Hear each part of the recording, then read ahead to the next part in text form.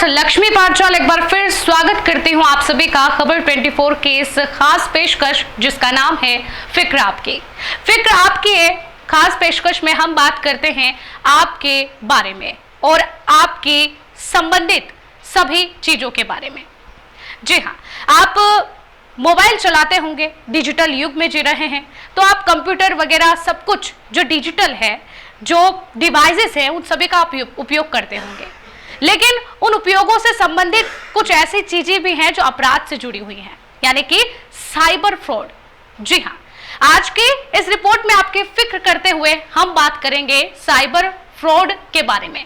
Cyber ठगी का यदि आप शिकार हो गए हैं या फिर शिकार होने से बचना चाहते हैं तो ये रिपोर्ट आपके लिए बहुत खास होने वाली है, जिसमें हम बात करेंगे कि साइबर ठगी का यदि आप शिकार हो चुके हैं तो किन स्टेप्स को फॉलो करके आप अपना पैसा वापस पा सकते हैं, और यदि भविष्य में कभी ऐसा हो भी जाता है तो आपके लिए ये रिपोर्ट काफी इंफॉर्मेशनल होने वाली है। वो कैसे, हम इस रिपोर्ट में आपको स्टेप बाय स्टेप वो चीजें बताएंगे और ऐसे मामले बताएंगे जिनमें ऐसा हुआ भी है कि साइबर फ्रॉड के बाद पैसा वापस जिन लोगों का आया है उनके बारे में बताएंगे, और साथ ही वो स्टेप आपको स्टेप बाय स्टेप हम बताएंगे। गाजियाबाद में रहने वाले आनंद कुमार के पास एक फोन आता है। फोन करने वाले ने खुद को बैंक कर्मी बताया और उनके अकाउंट में दर्ज आधार कार्ड नंबर मैच न होने की बात कहकर आधार कार्ड और पैन कार्ड की जानकारी मांग ली। बैंक का फोन समझकर आनंद ने फोन पर सारी जानकारी दे भी दी, लेकिन ये क्या, इधर फोन कटा और उधर अकाउंट से 90,000 रुपए उड़ गए। आनंद अब परेशान। आनंद फानंद में आनंद ने दोस्तों को फोन करके बताया। एक दोस्त ने इसकी शिकायत साइबर सेल में करने को कहा। शिकायत करने पर कुछ दिन बाद उनका पैसा वापस आ गया, लेकिन हर कोई आनंद की तरह जागरूक और किस्मत वाला नहीं होता। ऑनलाइन फ्रॉड का दायरा बेहद बड़ा है और आप भी इस दायरे से बाहर नहीं हैं। जी हाँ, यह समझकर चलिए कि आपकी एक गलती आपको इसका शिकार बना सकती है। रोजाना हजारों लोग इन जालसाजों का शिकार होते हैं, लेकिन आधे से ज्यादा बिना कोई रिपोर्ट कराए ही रह जाते हैं या फिर रिपोर्ट करवाने में देरी कर देते हैं, जिससे उनका पैसा, डूबा हुआ पैसा मिलने की संभावनाएं कम होती जाती हैं। आपकी थोड़ी सी सतर्कता आपके डूबे पैसे बचा सकती है। आइए जानते हैं कि ऑनलाइन ठगी होने की स्थिति में कहां और कैसे रिपोर्ट करवाएं, क्योंकि हमें फिक्र है आपकी। साइबर सेल के एक अधिकारी बताते हैं कि हमारे देश में आज भी ऐसे कई लोग हैं जिन्हें ये नहीं पता कि शिकायत कैसे और कहां करवानी है और कितने समय में करनी है, क्योंकि आप शिकायत दर्ज कराने में जितना लेट करते हैं हमें पैसा ट्रैक करने में उतनी ही परेशानी होती है। इसीलिए अगर किसी के साथ किसी तरह का ऑनलाइन फ्रॉड होता है तो उन्हें जल्द से जल्द इसकी शिकायत करवानी चाहिए। इसके लिए एक हेल्पलाइन नंबर और पोर्टल भी मौजूद है जहां पर अपनी आप शिकायत दर्ज करवा सकते हैं। एक पुलिस अधिकारी जो अन्य है, उन्होंने भी बताया कि ऑनलाइन ठगी में एक एक मिनट अहम होता है, क्योंकि सारा खेल ऑनलाइन खेला जाता है। मिनटों में पैसा यहां से वहां ट्रांसफर होता है, इसीलिए इसमें पहले के 30 मिनट बेहद मायने रखते हैं। इस समय के गणित को ऐसे समझिए कि साइबर ठग एक बार पीड़ित का पैसा अकाउंट से निकालने में अगर सफल हो जाते हैं तो उनका सारा जोर इस बात पर होता है कि किसी तरह से यह पैसा कैश के रूप में एटीएम से निकाल लिया जाए या फिर देश से बाहर पहुंचा दिया जाए। ये दोनों ही स्थिति किसी केस में पैसे की रिकवरी बेहद मुश्किल कर देती है। उदाहरण के लिए, अगर आपके साथ साइबर ठगी होती है तो उस ठग उस पैसे को अनजान अकाउंट या मनी वॉलेट में पहुंचाता है, फिर वहां से किसी एटीएम से रकम बाहर निकालने की कोशिश करता है। मोटे तौर पर बहुत तेजी दिखाने पर भी इसमें करीबन 30 मिनट का समय तो लगता ही है।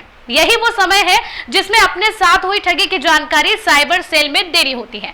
30 मिनट बीत जाने पर यह पैसा कहीं का कहीं पहुंच जाता है और बैंकिंग सिस्टम से निकाल लिया जाता है, जिसके बाद इसे ऑनलाइन प्राप्त करना मुश्किल हो जाता है। अब यह पैसा तभी रिकवर होगा जब मुजरिम को गिरफ्तार कर लिया जाए और उसके पास से पैसे बरामद हो जाए। अब इसमें करना क्या है अगर ऐसा फ्रॉड आपके साथ हो जाता है? तो साइबर एक्सपर्ट कहते हैं कि ऑनलाइन फ्रॉड होने की स्थिति में चुप ना बैठे, बल्कि अपने साथ हुई इस जालसाजी की रिपोर्ट करवाएं। इसके लिए सबसे पहले जिस अकाउंट या debit, credit card, master card से पैसा निकला है उसे तुरंत ब्लॉक करवाएं। अपने बैंक से संपर्क करें और उन्हें पूरा मामला बताकर अपना अकाउंट या कार्ड फ्रीज करने को कहें, ताकि उससे और अधिक ट्रांजैक्शन ना हो पाए और वो ब्लॉक हो जाए। दूसरा स्टेप, अकाउंट फ्रीज करवाने के बाद जल्द से जल्द इस अपराध की रिपोर्ट करवाना। ऑनलाइन ठगी की रिपोर्ट करवाने के 3 तरीके हैं जो हम आपको बता रहे हैं, जिनमें पहला है साइबर क्राइम हेल्पलाइन नंबर पर शिकायत करना, दूसरा इसकी रिपोर्ट ऑनलाइन पोर्टल पर करना और तीसरा अपने नजदीकी साइबर क्राइम थाने में इसकी रिपोर्ट लिखवाना। ये बात जानना बेहद जरूरी है कि आपके साथ फ्रॉड देश के किसी भी हिस्से में हुआ हो, आप कहीं भी उसकी रिपोर्ट दर्ज करवा सकते हैं। आपको सबसे पहले अपने साथ हुई ठगी की शिकायत हेल्पलाइन नंबर 1930 या फिर 155260 पर करनी चाहिए। इस हेल्पलाइन पर फोन करने के बाद वो आपसे आपकी लोकेशन और अन्य जानकारियां मांगते हैं, जिसके बाद आपकी शिकायत दर्ज करके उस पर तुरंत कार्रवाई की जाती है। हालांकि पूरे देश में एक ही हेल्पलाइन नंबर होता है, जो कि 1930 होने के कारण ये नंबर काफी व्यस्त होने की शिकायतें आती रहती है। इसलिए आप इस नंबर पर बार बार फोन करते रहें और किसी दूसरे नंबर से भी इसे मिलाने की कोशिश करते रहें। जानकार मानते हैं कि सरकार को इस तरह के अपराधों को देखते हुए और भी कई हेल्पलाइन नंबर शुरू करने चाहिए, ताकि लोगों की शिकायत जल्द से जल्द दर्ज हो सके और इस पर कायमी हो सके। देखिए, ऑनलाइन पोर्टल पर शिकायत यदि आप करते हैं तो ऑनलाइन फ्रॉड को रजिस्टर करने के लिए national cyber crime reporting portal www.cybercrime.gov.in बनाया गया है। पोर्टल पर शिकायत करने के बाद यहां मौजूद अधिकारी आपको खुद फोन करके अपराध से जुड़ी जानकारी मांगते हैं और कार्रवाई करते हैं। आरबीआई का portal reserve bank of India in बढ़ते अपराधों पर बेहद चिंतित है, इसीलिए इन अपराधों को कम करने के लिए आरबीआई ने भी एक शिकायत पोर्टल की शुरुआत की है, जिसका नाम है cms.rbi.org.in।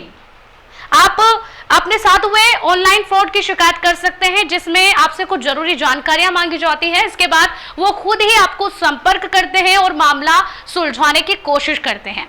देखिए, साइबर सेल में रिपोर्ट करने का तीसरा आसान सबसे तरीका होता है कि आप खुद जाकर अपने नजदीकी साइबर थाने में इसकी रिपोर्ट करा सकते हैं, जहां बैठे पुलिस अधिकारी आपकी रिपोर्ट लिखते हैं और उस पर कार्रवाई करते हैं। आप इसकी रिपोर्ट अपने किसी भी नजदीकी थाने में जाकर भी करवा सकते हैं। वो आपकी रिपोर्ट को रजिस्टर कर उसे साइबर क्राइम सेल को भेज देते हैं। अब इसके बाद साइबर सेल कैसे काम करती है, स्टेप बाय स्टेप हम आपको बताते हैं।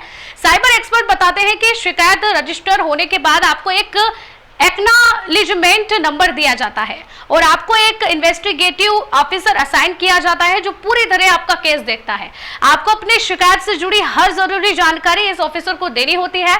ऐसे में आपके द्वारा दी गई सूचना सही और पर्याप्त होनी चाहिए, ताकि आपका जांच अधिकारी यानी कि आईओ ठीक से काम कर सके। यह बेहद जरूरी है कि जब आप पोर्टल पर या अपने आईओ को इसकी जानकारी दें तो जानकारी साफ और सही होनी चाहिए, स्क्रीनशॉट क्लियर हो, ताकि सभी अंक साफ साफ दिखाई दे, जिससे आपको इसको ट्रेस करना आसान हो। अगर आप सही और साफ जानकारी नहीं देंगे तो आपके आईओ को इस पर काम करना मुश्किल होगा। और इन सब जानकारियों को जानने के बाद साइबर सेल के लिए सबसे बड़ा टास्क होता है बैंकिंग सिस्टम में ही पैसे को फ्रीज करके सेव करना। जी हाँ, हेल्पलाइन नंबर के साथ पूरे देश के प्राइवेट बैंक, सरकारी बैंक और सभी तरह के मनी वॉलेट जुड़े हुए हैं। जैसे ही आप इस पर अपनी शिकायत रजिस्टर करवाते हैं, वैसे ही ऑटोमेटिकली आपकी दी गई सूचना के आधार पर उस बैंक या मनी वॉलेट को फ्रीज कर दिया जाता है। उसमें जितना भी अमाउंट है उसको फ्रीज कर दिया जाता है, और अगर पैसा उस अकाउंट से किसी दूसरे अकाउंट पर भी भेजा गया है तो उस संबंधित अकाउंट को भी फ्रीज कर दिया जाता है, ताकि उससे पैसा ना निकले जब वो अपराधी अगर निकाले जाए तो। अब कैसे होता है पैसे बचाने का काम, वो भी आपको बता दें। इसके लिए साइबर सेल ट्रांजैक्शन आईडी और रेफरेंस नंबर सर्च करती है। मालूम हो कि बैंकिंग सिस्टम में हर पेमेंट ट्रांसफर होने की एक ट्रांजैक्शन आईडी है और रेफरेंस नंबर होता है, जो आपको भी अपने फोन पे या फिर जितने भी आप यूज करते हैं उस पर दिखाई देता है। साइबर पुलिस उसी ट्रांजैक्शन आईडी को ट्रैक करते हुए जिस अकाउंट से पैसा गया है उस बैंक में अपने नोडल अधिकारी को ईमेल सूचित करके पैसा फ्रीज करवाती है। हर बैंक में साइबर सेल का एक नोडल अधिकारी भी होता है जो इस तरह की ट्रांजैक्शन पर काम करता है। ऑनलाइन फ्रॉड को लेकर हर बैंक की अपनी अपनी पॉलिसी है। ऐसे में कई बैंक उस अकाउंट को ही फ्रीज कर देते हैं जिसमें पैसे ट्रांसफर हुए हैं, और कुछ बैंक पूरे अकाउंट को फ्रीज ना करके उतनी ही रकम को फ्रीज कर देते हैं जितने की ट्रांजैक्शन हुई हो। लेकिन अगर उस अकाउंट या बैंकिंग सिस्टम से पैसे निकाले जा चुके हैं तो फिर इसकी जांच दूसरे तरीके से की जाती है। आपको इस सारे प्रोसेस की जानकारी मैसेज के द्वारा आपके फोन पर लगातार दी जाती है ताकि आप भी अपने मामले की पूरी प्रोग्रेस को जान सकें। अब ठगों की लोकेशन को कैसे ट्रेस किया जाता है इसके बारे में हम आपको बताते हैं। साइबर पुलिस अधिकारी उस नंबर या लिंक को ट्रेस करते हैं जिससे फोन आया हो या जिस लिंक पर क्लिक करके पैसा कटा हो। मालूम हो कि हर फोन का एक IMEI नंबर होता है, ऐसे ही हर कंप्यूटर का एक IP एड्रेस होता है जिसे ट्रेस करके फोन और कंप्यूटर की लोकेशन का पता लगाया जा सकता है। हालांकि आजकल साइबर जालसाज जो होते हैं विदेशी VPN का इस्तेमाल करते हैं जिससे लोकेशन का पता लगाना थोड़ा सा मुश्किल होता है क्योंकि इसमें विदेशों की लोकेशन दिखाई देती है।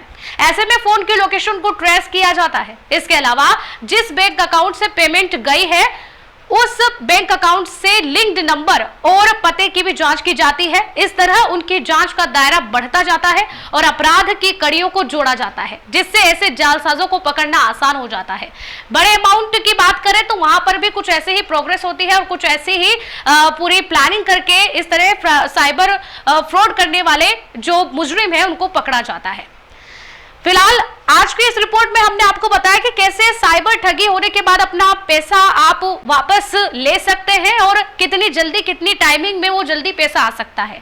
हमारे आज के इस आपके फिक्र खास पेशकश में फिलहाल के लिए इतना ही और बने रहिए हमारे साथ खबर 24 पर लगातार।